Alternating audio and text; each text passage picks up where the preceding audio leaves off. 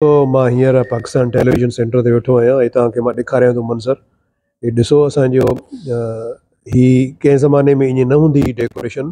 हाणे असांजो जेको नओं जनरल मैनेजर आयो आहे साईं अमजद शाह, हे उन जी महिनतूं काविशूं आहिनि जो टीवी जो जेको लाउंज आहे इन खे तमामु हिकिड़ो सुठो कलरफुल ठाहियो अथसि। ऐं तव्हां ॾिसो हे लाउंज जेको आहे कमाल आहे। कैमराऊं जेके तव्हां ॾिसो था उहो को ज़मानो हूंदो हुओ त इहे कैमरास जेके आहिनि स्टूडियोज़ में हूंदियूं ऐं हाणे इहे कंडम थी वियूं आहिनि। इन जाइ ते नवां सेट अची विया आहिनि ऐं तव्हां ॾिसो त हाणे ही बूम राड आहे जेका स्टूडियो में हूंदी हुई ऐं इहो आवाज़ु रिकॉर्ड कंदी हुई। ऐं तव्हांखे मां क्लोज़ करे ॾेखारियां थो। ॾिसो छा त ज़मानो हो। ऐं ही तव्हां जेको ॾिसो था ही VTR आहे ऐं VTR इन खे चवंदा आहिनि त वीडियो टेप रिकॉर्डिंग हूंदी हुई तॾहिं। ही उन ज़माने जो आहे। सो बहरहाल वक़्तु ॾाढो ज़ालिम आहे। तॾहिं त मां चवंदो आहियां त ज़िंदगी ॾाढी ॾुखी अथई प्यारा, ॾाढी ज़ालिम अथई। तो दोस्तो ही असांजो पाकिस्तान टेलीविजन कराची सेंटर जो जेको आहे सो लाउंज। ऐं हुन सां गॾो गॾु मां तव्हांखे इहो बि ॿुधाईंदो हलां त असां हिते जॾहिं जॾहिं उन शुरूआती दौर में यानी 84 खां वठी वेंदे यानी 1999 ताईं ही जेको लाउंज हूंदो भरियो पियो हूंदो। छो त वरी 2001 में या 2 में वरी ॿिया असांजा चैनल्स सिंधी अची विया जंहिंमें KTN हुयो, सिंध TV हुयो। त पोइ असांजा जेके एक्टर हुया उहे डिवाइड थी विया, कुझु होॾे कुझु हेॾे। अहिड़े नमूने सां आहिस्ता आहिस्ता उन्हनि जो रंग थोरो वधी वियो ऐं उते रश इलाही वधी वई माण्हुनि जी। ऐं पाकिस्तान टेलीविजन सफ़ा असली सुनसान थी वियो।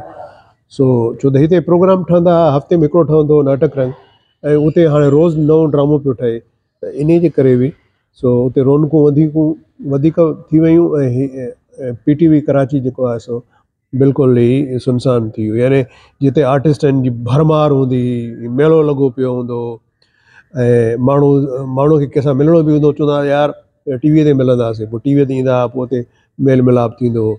यानी एॾो वॾो जशन हिते हूंदो हुयो, एॾो मज़ो हूंदो हो जंहिंजी का हद ई न आहे। अॼु इहो इदारो तव्हां ॾिसो था बिल्कुलु सुनसान लॻो पियो आहे ऐं कॉरिडोर्स ख़ाली लॻी पियो आहिनि। के दोस्त अहिड़ा आहिनि जेके हिते अचनि था, आर्टिस्ट आहिनि, उहे ईंदा आहिनि। पोइ वरी थोरी घणी कचहरी थींदी आहे ऐं कुझु प्रोग्राम बि आहिनि। ऐं प्रोग्राम हाणे घणे भाङे कराची टेलीविजन ते घटिजी विया आहिनि। इन जी वजह इहा आहे त जॾहिं ॿिया सिंधी चैनल्स अची विया आहिनि त उन जे करे हिते असां वटि प्रोग्राम घटि था रिकॉर्ड थियनि ऐं घटि रिकॉर्ड थियण जे करे आर्टिस्ट हेॾे रुख कोन था कनि। ऐं तक़रीबन असांजो ही पाकिस्तान टेलीविजन कराची सेंटर सुनसान लॻो पियो हूंदो आहे, मां सवाइ उन्हनि ॾींहंनि जे जॾहिं का रिकॉर्डिंग हुजे। त हाणे हिते रिकॉर्डिंग्स तमामु घटि थींदियूं आहिनि। ऐं मुंहिंजो हिकिड़ो सीरियल आहे ख़ानदान जे नाले सां जेको PTV ते हींअर रिकॉर्ड थियणो आहे। हे तक़रीबन 4 महीना अॻु में रिकॉर्ड थी चुको हुजे हा, पर वर्ल्ड कप जे करे फंड्स रुकिजी विया, जिन करे उहो कोन रिकॉर्ड थी सघियो। पर हाणे कोशिशि हिननि जी इहा ई आहे त शायदि हिन महीने जे आख़िर में या जनवरी जे पहिरें हफ़्ते में रिकॉर्डिंग शुरू थिए। फंड्स हाणे अचणु शुरू थी विया आहिनि ऐं इंशाअल्लाह ताला उन में तव्हां सभई दोस्त ॾिसंदो, तव्हांखे ॾाढो मज़ो ईंदो। ऐं नई हिकिड़ी शइ आहे, नओं माहौल आहे, नओं मौज़ू आहे ऐं हिकिड़ी नवाण तव्हांखे नज़र ईंदी जेकी असां पुराणा ड्रामा ठाहींदा हुआसीं उन्हनि जे मुक़ाबले में। दोस्तो बसि हाणे वधीक तव्हांखे छा चवां, हिकिड़ो मैसेज तव्हांखे ॾियणो हुयो उहो इहो त सिंध टेलीविजन ते मुंहिंजो हिकिड़ो प्रोग्राम आहे शतरंज, जेको हर हफ़्ते छंछर जे ॾींहं ते शाम जो 6 बजे हलंदो आहे। उहो ज़रूरु ॾिसंदा कयो ऐं मां उन में होस्ट आहियां।